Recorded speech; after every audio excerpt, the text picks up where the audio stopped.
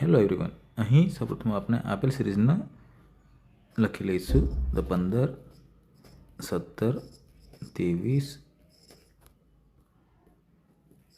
35, 55. તો 15માં કેટલા ઉમેરે તો 17 થાય તો કે 2. હવે 17માં કેટલા ઉમેરે તો 23 થાય તો કે 6. 23માં કેટલા ઉમેરે તો 35 થાય 12. 35માં કેટલા ઉમેરે તો 55 થાય તો કે 20. હવે જુઓ અહીંયા શું કર્યું છે 2, તો 1 × 2 6 એટલે 2 × 3 12 એટલે 3 × 4 20 એટલે 4 × 5. તો હવે શું આવશે તો કે 5 × 6 6 × 30.